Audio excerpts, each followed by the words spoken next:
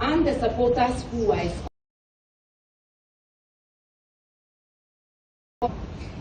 and provoked acts of violence on peaceful demonstrators.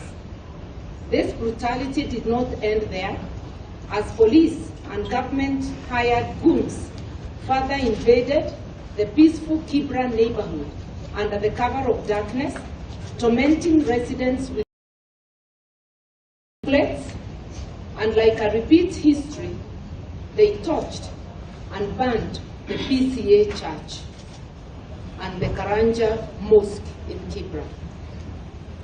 The invasion of private land, slaughter and looting of animals, private business, the burning of homes, and torching of places of worship have been at the heart of brutal and Rigathi operations against progressive forces dating of one party era. We note the overwhelming silence of our international friends and the conspicuous absence of brutal planning with the of the Dark Monday attacks. He must be held responsible for yesterday's destruction, mayhem, arrest, injuries, and loss of life.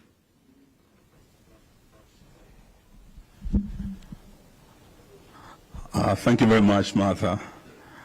Martin Luther King Jr. once said that in the end, we will remember not the words of our enemies, but the loud silence of our friends. As Martha has said, we hear the loud silence of our international friends, even in the midst of this and brutal police brutality that we have witnessed. I would like now to invite our leader to now make the main statement.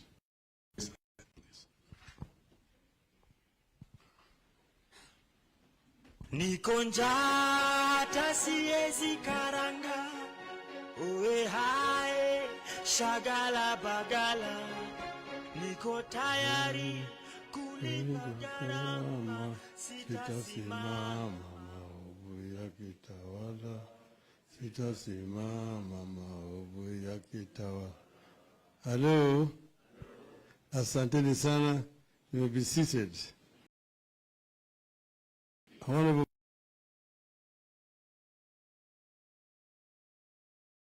this is now a follow-up to what Martha has already stated. Ruto's hands are all over this violence. When Azimio La Umoja called for protests in line with Article 37 of our Constitution, we never envisaged that in desperation, the state will respond by hiring goons and mercenaries to rain terror on peaceful and innocent Kenyans. We know no law that allows Mr. William Ruto and Mr. Rigathi Gachagua to order Kenyans to invade other people's lands and businesses in the name of quelling legitimate, peaceful, and constitutional protests. Despite Azimio supporters bending over to ensure that the protests are conducted strictly within the law, the state, under the direction of Ruto and Gachagua, did everything to ensure the protests degenerate into chaos and lead to death. Yesterday, the state unleashed goons on farms way off Nairobi and businesses way off the CBD. In that invasion, trees were uprooted and burned and animals scattered away and slaughtered under the supervision of the state. Business premises were stoned and broken into and property scattered away. Worse still, lives were lost. People were hacked to death with crude weapons, while others got shot with guns. The last time we witnessed such invasion of farms and companies in this part of the world was when Robert Mugabe claimed to be compensating freedom fighters in Zimbabwe. Mugabe claimed to be compensating freedom, It ended in the total collapse of Zimbabwe's economy. It will not be any different here. In this latest act of desperation by Mr. Ruto and Gachagua, that will be extremely disastrous for the country's long-term stability and economy. We see the little hope for Kenya's large-scale farming. We are tearing the heart out of our commercial agriculture. We see little hope for new investments in our economy or expansion of existing ones. We are looking at the beginning of the end of the economy of this country. It is clear that the country is being run by people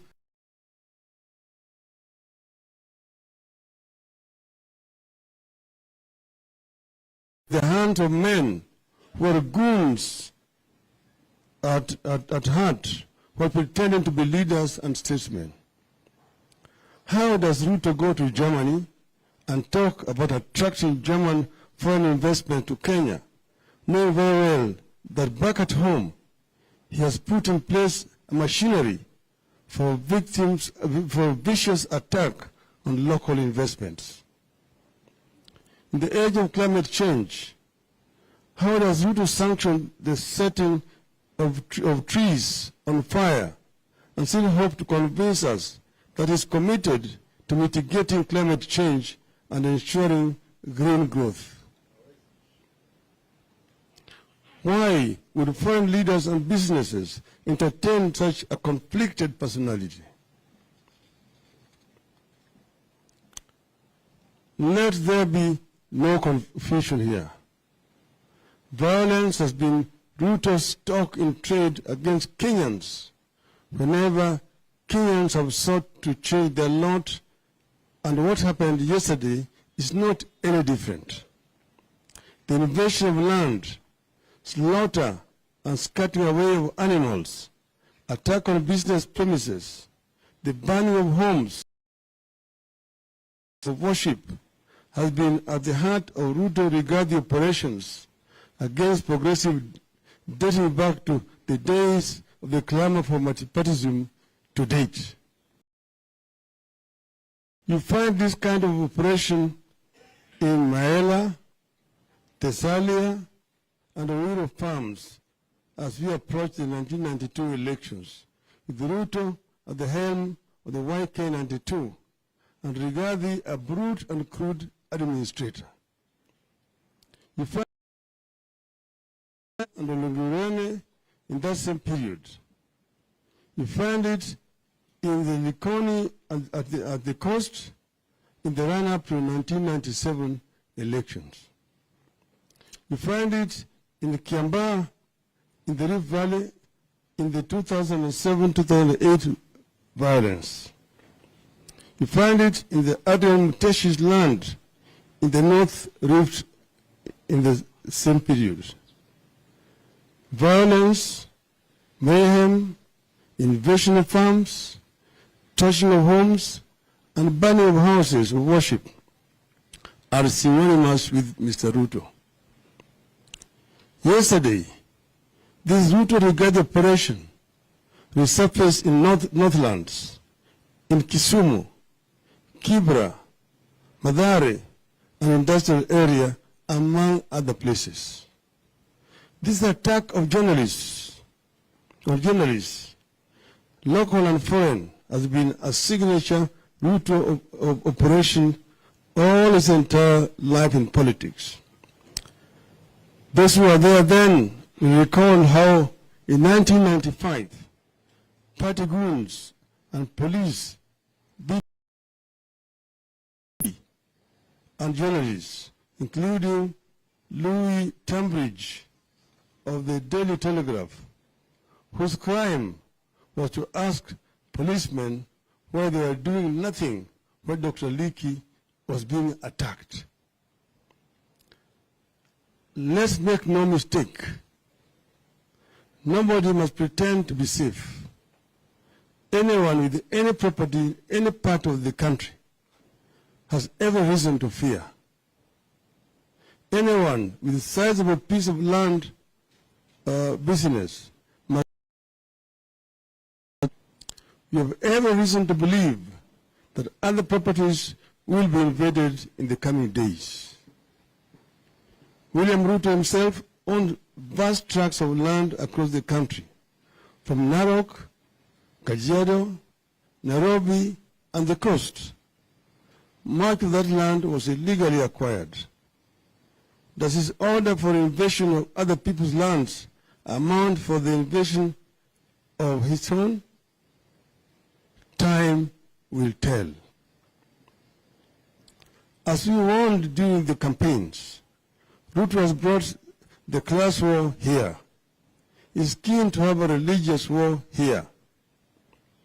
This is how it starts. Once it starts, there's no end until citizens turn on one another. All along, we saw it coming. When we launched Azimio la Umoja in the city of Nakuru in August of 2021, we warned against pitting people against each other. We warned against the seeds of a class war that were being planted, pitting the poor against the rich, the young against the old, one faith against the other, tribe against tribe. We warned that the country needed to embrace a tradition of making compromises for the sake of the nation.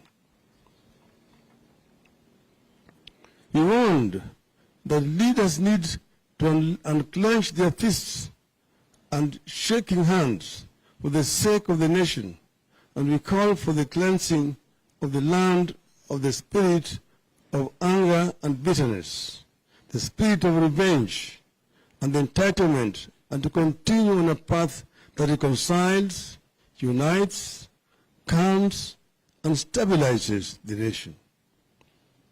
Above all, we warned that mere words and catchy slogans alone would not work.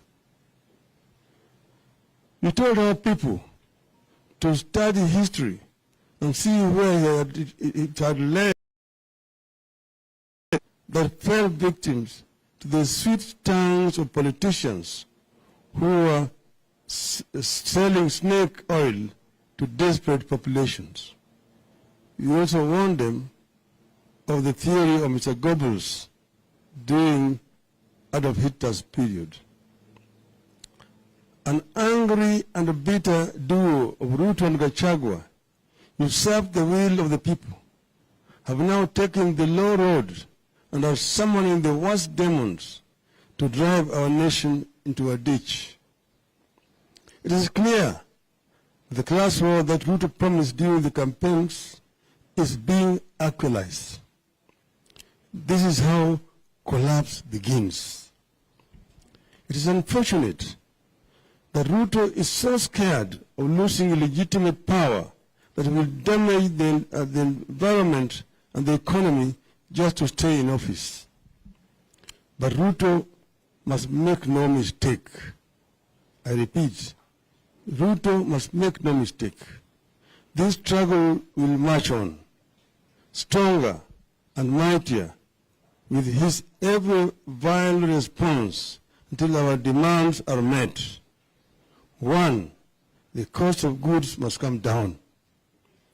2, servers must be opened. 3, the reconstitution of IBC must be above-board and consultative and bipartisan. And that reconstitution must also mean restructuring of the IBC. We have won against Ruto and his violence before. We shall win against Ruto and his violence again. End of statement.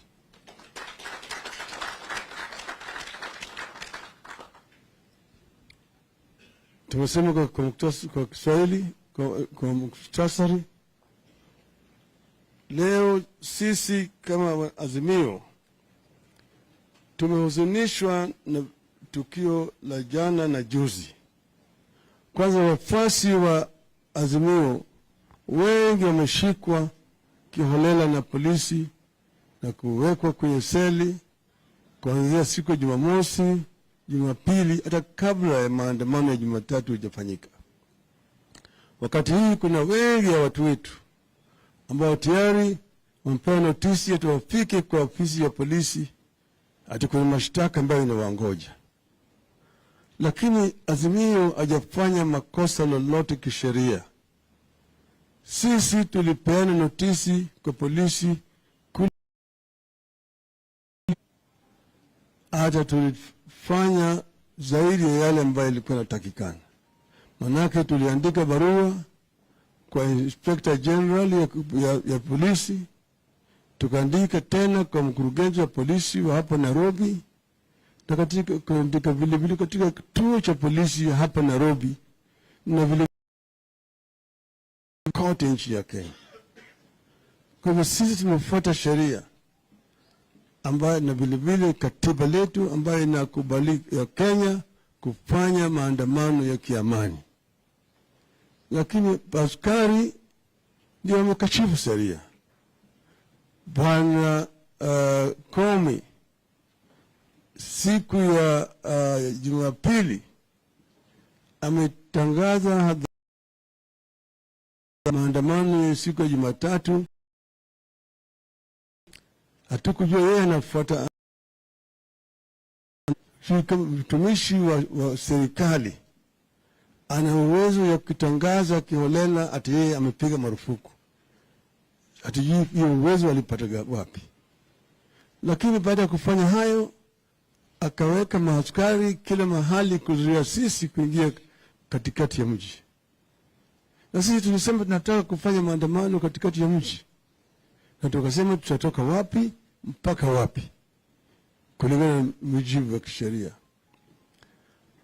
Wakazidi jana sisi hatukukuja hata katikati ya mji. Tulienda Kawangware, na nataka kushukuru sana wakaji wa Kawangware kwa kutukaribisha. Vile walitukaribisha, walionyesha ulimwengu mzima ya kwamba Azimio katika taifa letu kila mahali. Walitusindikiza. Askari wakaanza kupiga sisi, wakaanza kurusha ile vifaa vya gesi ya machozi. Baadaye ile gari yao ikaanza kurushia sisi maji ambayo ni maji chafu. Ati sisi tutatoka, tutakimbia. Lakini wakaji wa Kawangware wakawa mashujaa, na wakabaki na sisi, wakatusindikiza mpaka tukapita. Tunaelekea Kibra, tukazuiliwa pande hii ya Ngong Road, tukaingia huko nyuma. Walikuwa wakuja kule, lakini waliogopa umati. Tena sana kwa wakaji wetu wa Kibra kwa ujasiri walionyesha na ukarimu kutukaribisha kule kwa shangwe na vigelegele. Na tulionyesha kwamba sisi ni watu wa amani. Hatukutusi mtu yoyote, hatukulani mtu yoyote. Sisi tuliongea na wafuasi wetu, tukaonyesha kwamba tunaweza kufanya maandamano ya amani. Tulikuwa tunataka kuja Nairobi West, kisha tuvuke tuende pande ile Mkuu kwa Njenga, tuingie pande ile ya Embakasi na kadhalika, lakini tulizuiliwa. Lakini mambo bado bado tutaendelea. Kitu kingine ambayo ilifanyika ni majambazi kutolewa, wengine Kayole, wengine Nyeri, na kuletwa kuvamia shamba la rais mstaafu Bwana Uhuru Kenyatta, jamii ya Kenyatta. Wanakuja wanadai ati hiyo shamba ni yao. Walikuwa askari, wanaweka askari wenyewe walikuwa wamejitoka, wamekwenda wajivisha nguo za kiraia, wanasindikiza wale majangili wakivamia shamba ya Bwana Kenyatta. Wakaanza kukatakata miti, kisha baadaye wakateketea moto katika hiyo shamba. Uharibifu mkubwa ulikafanyika hapo, na Bwana Gachagua na Bwana Kimani Ichung'wah na Bwana Ndindi Nyoro tayari walikuwa wametangaza mapema na watafanya hivyo. Ati wao ni watoto wa Maumau. Watoto wa Maumau watakwenda kunyakua mashamba. Sijui sheria iko wapi ambayo inaruhusu hata wewe ni mtoto au mjukuu au mtukuu wa Maumau wewe kwenda kuvamia shamba ya mtu yote vile unavyotaka. Sheria inalinda mali ya kila Mkenya. Taifa katika taifa letu.